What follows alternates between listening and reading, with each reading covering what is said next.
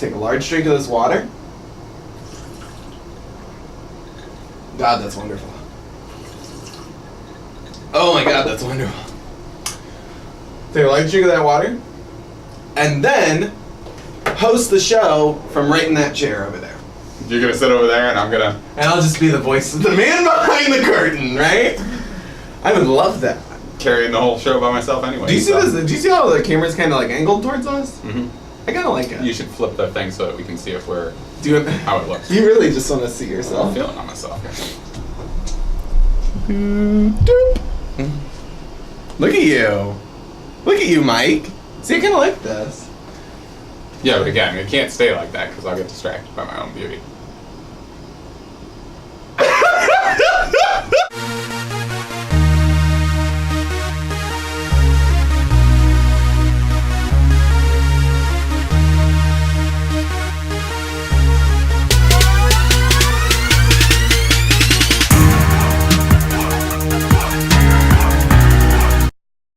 What's up, guys? Welcome to another episode of Two Guys with Raging Goals. I'm Mikey, and this is Adam, and every Friday. Oh my God. Sorry, guys, we moved to Friday. Every Friday, we bring you a conversational podcast where one of us brings a topic to the table, and we discuss it for your enjoyment. If you like that, you can follow us on Facebook and YouTube at Two Guys with Raging Goals. You can follow us on Patreon at patreon.com/Two Guys with...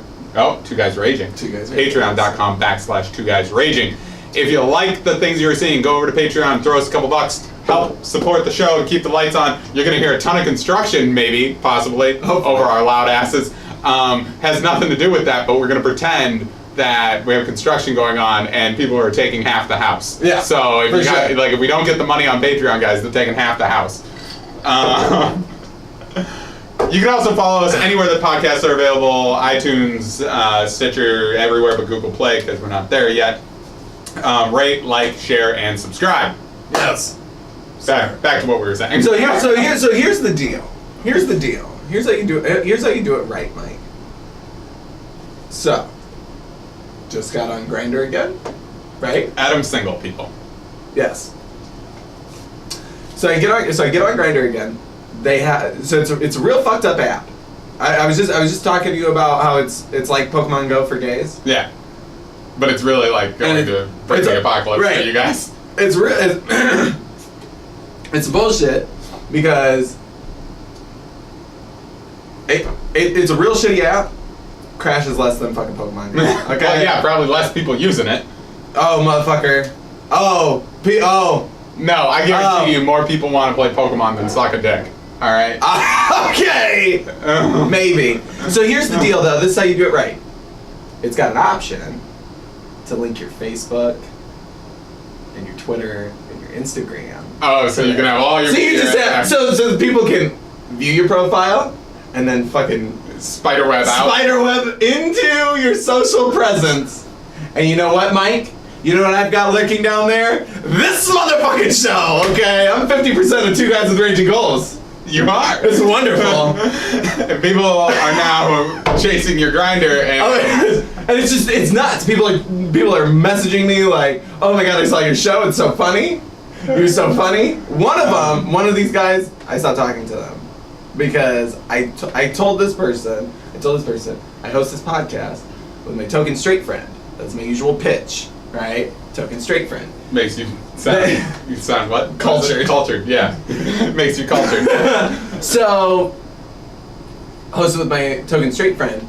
2 days later, he tunes in, checks it out, and is like, "Hey, I saw your show. It's really funny. Two gay guys getting together, getting real witty." I was like, I said he was my token straight friend. Fuck.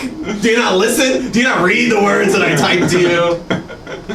Wasting my energy. Wasting my fucking time. I'm trying to build. Yeah, I've actually... Social monopoly. I mean, I'm in nowhere probably ever going to be single again in my life. No. But so I don't have the need to be on Bumble or Grindr. Oh my God, you would make a killing on Bumble. you would be. They call you the Bumblebee. I think that's actually what the app, like there's Bumblebee Friends or something like that. I've heard of it. But anyways, one of my friends told me the other day that she works out to our podcast all the time. Oh. And they were like, it's the perfect amount of time because it's like 45 minutes. It's like way too long. And then when I'm done, I'm like, oh fuck, They're still talking. they're still talking. And I'm tired. And then, okay, so we were late on our last episode, right? We didn't post until like 2-3 days later. Because of Adam's traumatic life. Yeah. He's from a broken home now. OMG. It's crazy. So we posted late. I've never had so many motherfuckers come out of the woodwork and they were like, hello? Yeah, see, nobody here said that to me, but I think that's because they knew what was going on. Exactly. The people in your life, they're like, hey Mike, where the fuck's the episode? I'm a goddamn Patreon subscriber. Where the fuck are the episodes? I'll start cutting real tiny slits in my neck and bleeding out on you if you don't. So sorry for the delay last week, guys. Adam got crazy, started cutting things. Just small cuts. But, and for those of you guys who are watching this podcast right now, also make sure every Tuesday you can tune into us at 5 o'clock Eastern Time and catch a live Facebook video. So if you follow us on Facebook at Two Guys with Raging Goals, you can follow Adam does a live video from the studio right here. And then I'm in the comments. So make sure to check that out. The last time we did it, all the notifications didn't work for some reason. So like, I know, I'm gonna stop tagging things. Billions I'm of gonna people stop didn't get tagging them. things. I'm gonna still hashtag Two Guys Raging Tuesdays. Yeah, because that's a thing. Because that's fucking wonderful. Yeah, it's gonna be a thing. That's genius. Okay, so today, Adam. Yes. I want to talk about seminal moments in our lives. Okay. And I say moments, but what made me think of this is on my drive here, I was listening to Steve Jobs, his Stanford address. Oh, okay. Because it's on my like get hyped mixed. Yeah. Because I'm moving the chair over a little. I feel like I'm too close to you.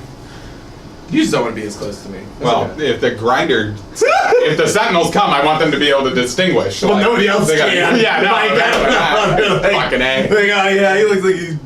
Oh, and again, my favorite thing is when people are like, "Oh, I'm really sorry." No, it's fine. It's not an insult to say that you thought I was gay. Yeah, I'm just not. Yeah. What the fuck? Why is that a problem? Yeah. Why is being gay a problem? It's not like you called me ugly, like this fuck. You said I'm ugly? I didn't. Or did you say that I call you ugly? Because I would call you ugly. That is very likely. You would call me ugly. Also, you are ugly. So God damn it. Both things true. Oh my God. All right, so I'm listening to it, and in his Stanford address, Steve Jobs had a quote that was like, "You can't connect the dots looking ahead. You can only connect the dots looking back, and then see how your life progressed." Right. So like, essentially, like when you are able to reflect back on your life, you can see how it led you to this point, and like how you got to where you are, and the good times, bad times, whatever.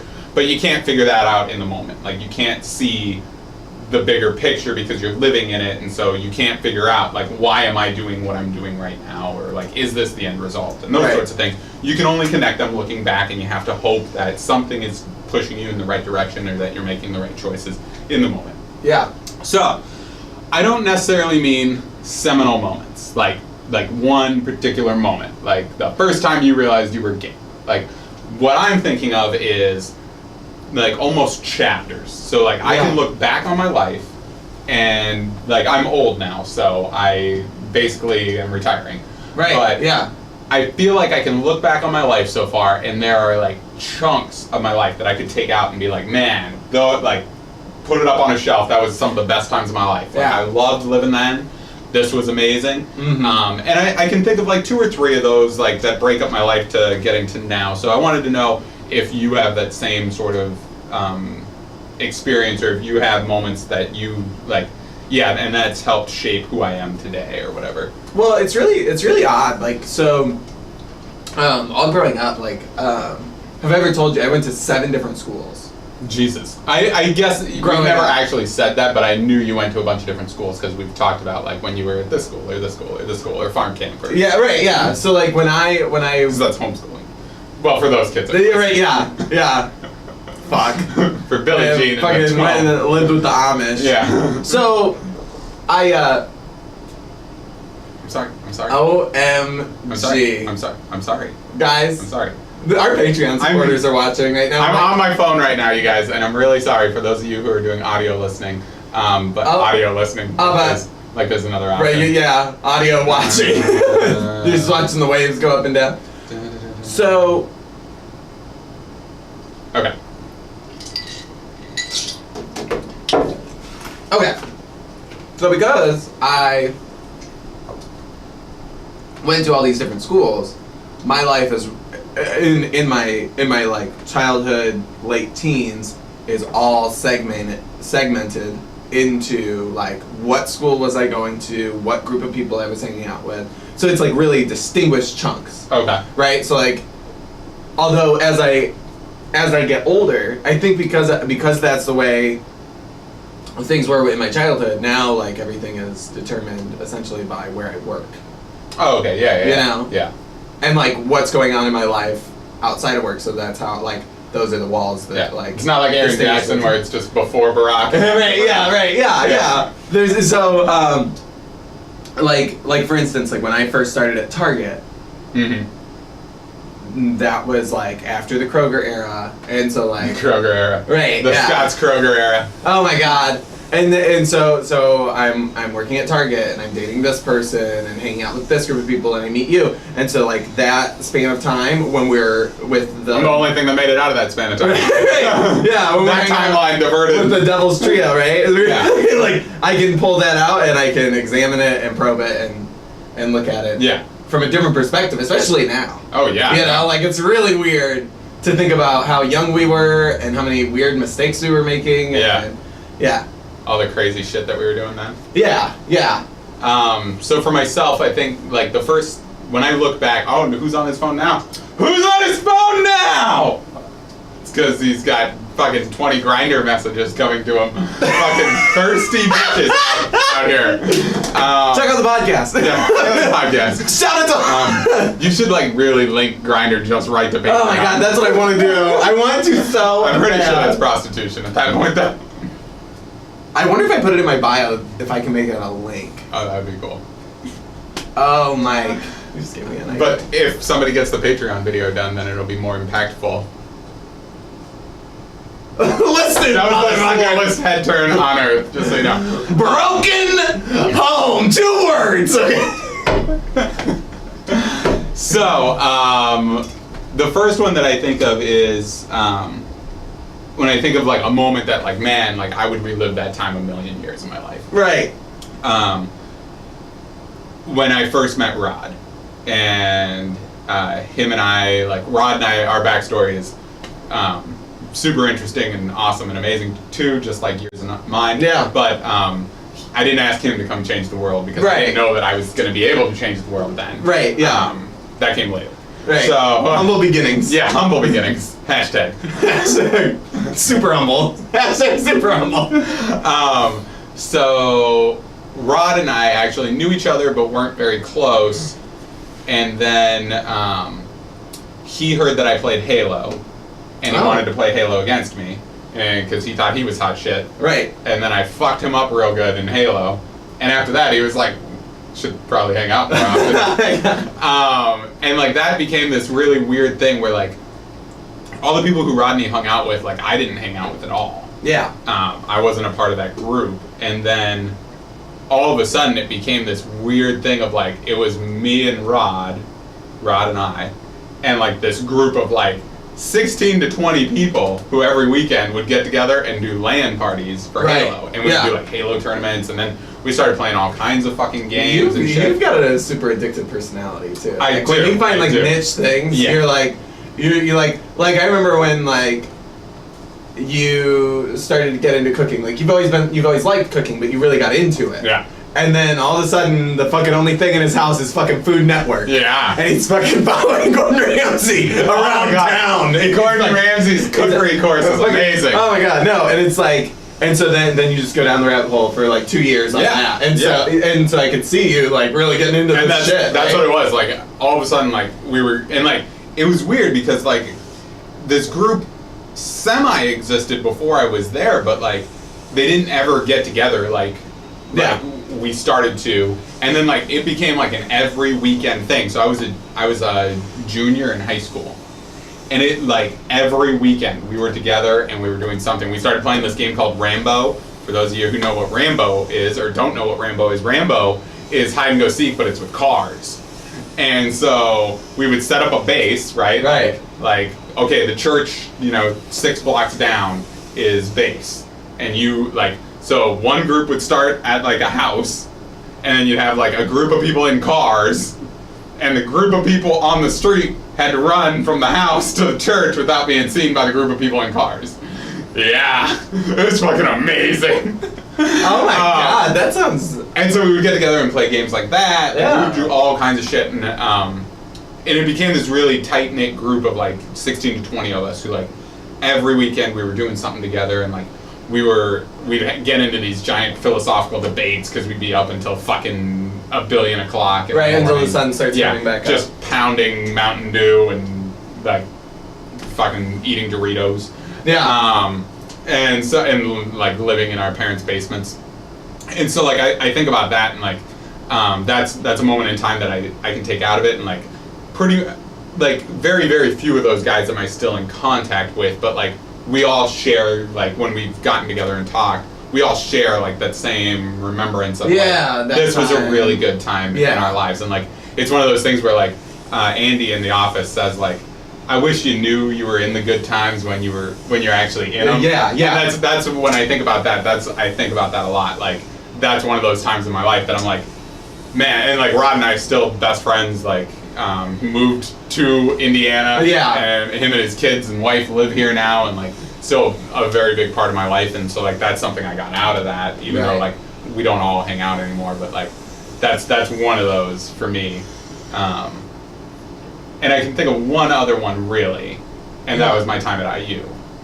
Oh, that's what I thought. Yeah. Your like big Seminole period would be. Yeah, and like that was just so like college is a weird fucking like social experiment. Like, going away to college, just so we're clear. Like, and I don't know if people don't talk about this enough, but like you take fucking a bunch of 18 to 20-year-old hormone-driven boys and girls and throw them all together on a campus where like anything goes pretty much. Yeah. And then people are surprised when like everyone's having sex. Well, yeah, everybody's having sex. It's the first time away from mom and dad's house, and there's literally girls right there. They're right there all the time. All the time. Nobody's coming around telling you to go to bed. Yeah. Like and there's alcohol everywhere. Oh my gosh, yeah. There's not enough food and eat too much alcohol. And it's the fucking Wild West on any campus. Any college campus. It's the fucking Wild West. Right.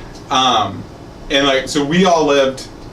It was interesting because like I lived in the dorms, but I think I was a sophomore or a sophomore going into being a junior. Like I had enough credits to where I should have been a junior, but when I transferred, I lost some credits. Right. And so like I was a sophomore, but then my second semester I would be a junior, or something like that. Mm-hmm. And we're down at IU, and it was Wright Parks was the dorm that we were in. Like so, the building was called Wright, and the floor we were on was called Parks. Oh, and so we called ourselves the Wright Parks group.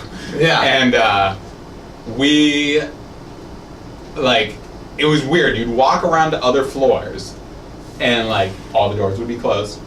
And like nobody's talking, and then you'd come to our floor, and like from probably week 2 until the end of the fucking next year, all the doors were open, and so like we eventually were like we didn't really talk about each other as like roommates. So like my buddy Billy and I, we were roommates. We lived together in the same room, but like we were all floor mates. Like that's how we looked at it, and like people just go in between each other's rooms and hang out, and like. It would be fucking 5 in the morning, and like someone's door would be open, and you'd see them like fucking playing online poker or watching The Office, and be like, I'm gonna sit down here and spend the next 6 years of my life doing this. And like just instant bonds that you would make with these guys, and like I still like anytime like I get to talk to one of those guys, it's fucking phenomenal for me, and it's really weird because like you're put into a situation where like in high school. You might not have been friends with these people. Like my roommate Billy, super jock, like meathead, asshole. Right. Yeah. Like, and I'm like super into video games and a big nerd, and like we've never been like by by the second semester, him and I were like inseparable. Him, Right. I, and his friend Andrew, like we were just fucking inseparable all the time, 24/7.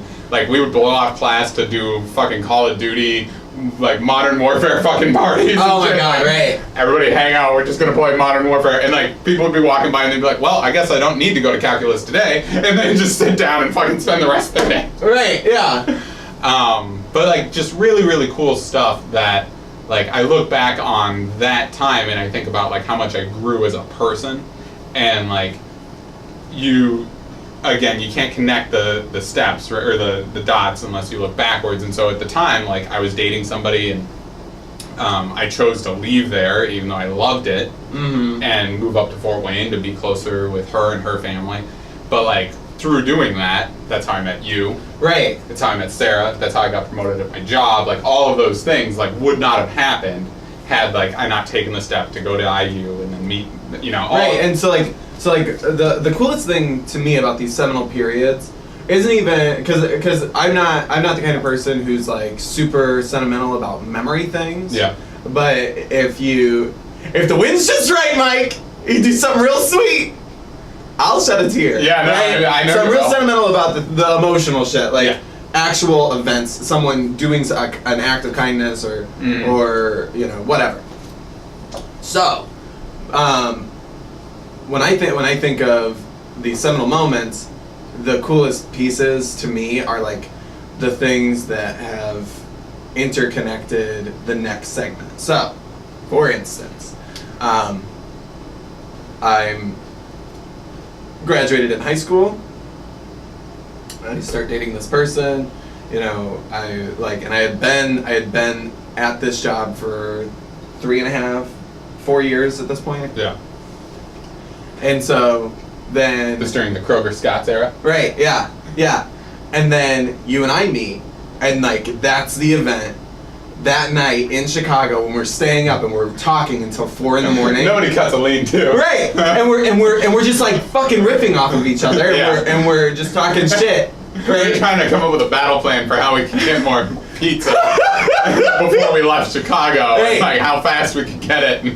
Oh my god. It was good times. Yeah. And anybody who tried to talk to us, we ended up harassing. Oh my god. Right. Yeah, It was nuts. great. That was It good. was awesome. But that, like, to me, that is a seminal moment in my life because, like, that, even though that moment and that day did not mean much or do much for my life, it started this relationship that then, like, started the wheels turning to get me to my new job and get me out of the situation Yeah. I was in and, like, whatnot. Like, whether it's at home or with that person, like, so I think those are the coolest events. And then I think about, like, for instance, so then I get to Target, right? And I'm working there, and you're like guiding my journey, right? This whole time I'm a shaman. right for like I'm a Sherpa. Going up the mountain. right. So like for 3 years, you're guiding my journey, right? And like we had already made this connection like prior to my journey to Target, but like you're guiding me, and we're like developing a really good friendship. And then all of a sudden, I get the news that you're leaving, like leaving the state and the city, and like how I'm up out of here. fucking earth shattering that was for Yeah. me though, because you were such a big part of like everything leading up to that. Right. And so, like, I was fucking devastated, but it got the wheels turning again, right? Because I had become sedentary. I was like, okay, so Yeah. like, I've reached the mountaintop, and then something happens. I need a new Sherpa. And yeah, right. And then I have to fucking create my own journey, and it's really weird how like you grow up. What? I just imagine me walking you up a mountain and then like leaving you there. Like, No, you got it from here. Okay, I got so shit here's to the do. thing. You got Serpa leads me up the mountain. The only way he's not coming with me is if he's dead, and you're dead to me. Okay? I just jump on a sled and slide back down. Like, where the fuck did he get the sled? You just leaving me up here? Yeah, he's a Sherpa. He's Looks a man of many yeah, talents. Looks like a mystery. snow coming. You probably should get out of here. You're good. You just see the flag up there. Just walk up to that. I'm gonna fucking out of here. So then I think so like you leaving, that was a big thing, and Yeah. that like got me moving on different things. But I was so lucky because before that I had, you know, like, probably, what was it, like a year before that or a year and a half before that I had met Nick. Yeah. And so like he was the one that was able to like get me through all of that, because like if I didn't have you and Sarah and I didn't have anybody, oh God, Mike, I'd be dead right now. I know. Okay. It's not that Sam would have taken it. Right. Yeah. It's not that I need people, but you know what? I'm a nice boy, and scary motherfuckers like Sam. Did I tell the story about how Sam was sleeping in his car? You did on the live video. Oh, damn it. Yeah. You guys, check out the live video where I tell the story about Sam sleeping in his car. The 415 killer? The 415. Motherfucker got a job at Papa John's now. Did I tell you that? Did I tell you he's delivering Papa John's pizzas? Yeah. He's just looking for the next person to catch. So I think about, like, Nick was the one that helped guide me through that, like, time of uncertainty. And then I realized that, like, I had to be the breadwinner. I had to be the person who was, like, fucking business. And so then, like, I started down that same journey that you had been on when I met you back here in Chicago. Right, yeah. Right? And it was it was fucking crazy, like, all of the shit that I went through in that last year and a half that you had gone through 3 years earlier, right? Yeah. And then, like, I'm sorry that I'm going on this tirade, but, like, I get so fucking excited about this. And then, like, I get to that point again where, like, I have done everything I can do, right? Or I see it as I have done everything I can do in this place, with this job, with the things surrounding me. Yeah. And so I was like, I've got to get the ball rolling myself. Yeah. Right? Yeah. And that's what's so cool about it, Mike. That's what's so cool, is that you, like, it's for so long in your life, for the first 23 years of my life, 24 years of my life, How old are you now? I'm going to be 25. You're gonna be 25? Yeah. He's a piece of shit. So, you're going to love what I did. Yeah, no. That's gonna be So for the first 24 years of my life, I allowed the world to change my life for me, right? And, like, when you're young, it's your parents change your life for you, and, like, whatever, like, you just get used to that. Right. And then you get to an age where you potentially could change the world around you or the people around you for yourself, but you allow your circumstances to just shift and ebb around you, right? And then now I feel like I'm about to be 25 years old, and 6 months ago, I reclaimed my fucking life. Yeah. You know, and, like, I did what I wanted to do, and I got that ball rolling, and I changed my circumstances for myself. Yeah. You know, and that's what's, like, so exciting. Yeah, and I mean, it's true of anything. Like, I think we've said it many times on the podcast, but, like, it's your life. Move your ass if you want to. Yeah. Like, and that's, you have to, and so that's cool. Like, I like that. Like, when you look back on, like, that's how you break up your life, and, like, see, like, the progression, essentially. Yeah, and, like, those links between. Yeah. And then, like, so I'm curious now, because, like, I'm right on the cusp of going into 30 here, you know, and I don't know what's next. Like, I don't know what my life's going to entail. Besides that, in 10 years I will be fucking rich, and in 3 years we'll be on the big concert. Yeah, motherfucker. I know those things for certain. Yes. But, like, I don't know, it's interesting to me because, like, I feel like at some point I'm gonna look back on when I like, somewhere around the time of becoming an ETL, finishing school, moving to Ohio, starting the podcast, like, somewhere in there. And so, like, there's, like, a 3-year span there of all of those things happening. But I think that's going to be, like, the start of the next chapter. Like, that's how. And, like, it's cool because, like, I can look back now and I see, like, clearly defined, like, these things all bucket into that same time of my life. Like, I was 16, and so between 16 and 18 or whatever, like, boy, I thought I knew everything, and I thought I knew this shit, and man, all I wanted to do with my life was play video games and do art, and, like, that's what I was gonna do. Right, that's you. Yeah, and then, like, you know, from, like, fucking 22 to 20. Oh, I have a funny story to tell about when I was at IU. From, like, 22 to, like, 25 or 26, like, I'm like right in there, like, oh, you know, maybe this can be a career, and like figuring things out for myself, and I've gone through college, and I'm like, Right. oh, this is cool. Right. You know, Yeah. feel independent for the first time, really.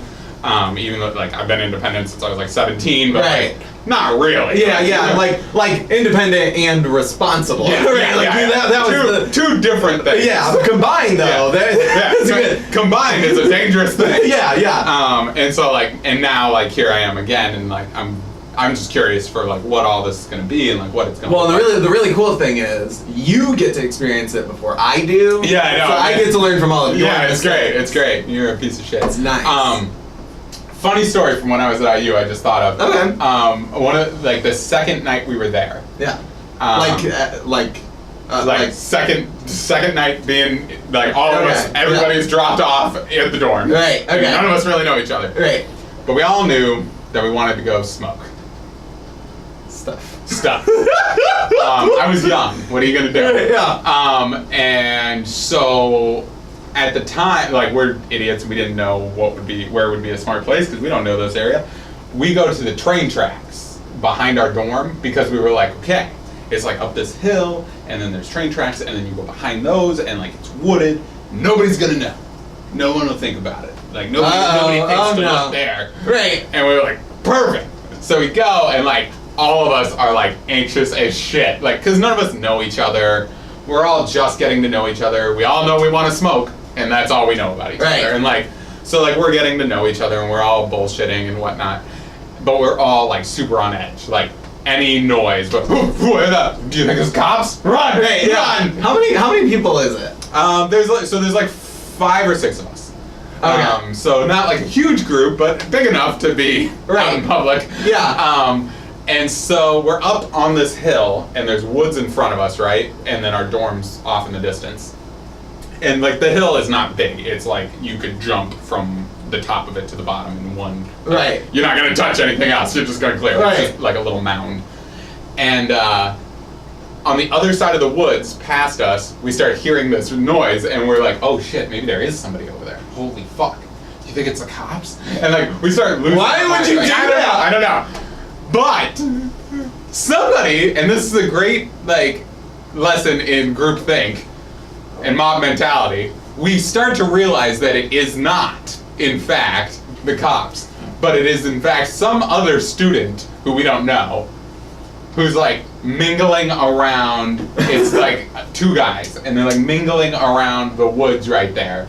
We don't know what the fuck's going on. It's before Grindr. I know what was going on there. Somebody in the group, I don't know who to this day, says, "Let's throw rocks at him." What? And without even hesitating, we all start picking up these pebbles. Like they aren't big rocks. It's like little train track. Like we're you know, so they're just like little pebbles. But we start picking up fistfuls of them and chucking them through the tree. I don't know. And like, so these guys take off running because why wouldn't you? Why? And we all laugh and come back out of the woods. And then like all of a sudden I was like, "Hey guys, that escalated really quickly. Why did we throw rocks at those people? We didn't know them. Like, they weren't trying to kill us. Oh my god. What the fuck were we thinking?" Yeah. And everyone was like, "Yeah, that was crazy. Why did we do that?" And I was like, "This is gonna be a crazy year." Yeah, right. Like, no one's in charge. What the fuck? That's insane. Throw rocks at them. Good idea. Why not? Let's do it. These people. Oh my god. Yeah, it was good times. Good Yeah. times. Sounds wonderful. Yeah, that's all I think that's really all I have too. Yeah. I like that you get to learn from my mistakes. Oh my god, it's been really easy. Yeah. That way. Yeah, like I'm just kind of coasting. That's what you gotta do. That's what you gotta do, Mike. You gotta get somebody who's about 5 years older, 7 years older than you. They'd be dead. Yeah, that's All the true. people older than me are probably dead. You know, then you know what's I know what's coming in back. Better live large. I'm gonna go back and watch that episode of like how do you want to die or whatever. What to do before you die. What to do before we die. Yeah, make Gonna it go more back and out watch that. disease and Start crossing things off the list here. Pizza on an island, I think that's Yeah. that's on it. Pizza on an island. Yeah. Thank you so much, you guys, for tuning in. This has been another episode of Two Guys with Raging Goals, and we will catch you on the next one.